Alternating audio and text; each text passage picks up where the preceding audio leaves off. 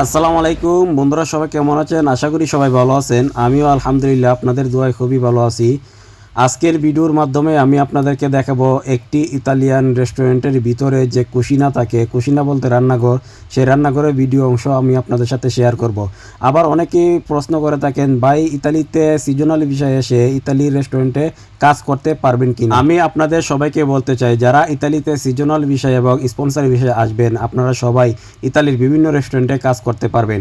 প্রথমত আপনারা রেস্টুরেন্টে কাজ করতে গেলে আপনাদের একটি ডকুমেন্ট প্রয়োজন। সেই ডকুমেন্টটা হচ্ছে, আপনি ইতালিতে যখন প্রবেশ করবেন তখন ইতালিতে কেস মেরে সাদা একটা সৌজন্য আছে, সেই সৌজন্য দিয়ে আপনারা ইতালির যে কোনো রেস্টুরেন্টে কাজ করতে পারবেন।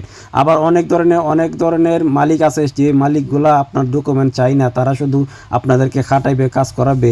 এরকম রেস্টুরেন্টে আপনারা কাগজ ছাড়াই, ডকুমেন্ট ছাড়াই আপনারা কাজ করতে পারবেন। তো এটি হচ্ছে একটি ইতালিয়ান রেস্টুরেন্ট। সেই রেস্টুরেন্টের ভিতরে আমি এখানে কাজ করতেছি, আমার সাথে আরও 3জন বাংলাদেশি ভাইরা এখানে কাজ করতেছে। তো আশা করি সবাই বুঝতে পারছেন।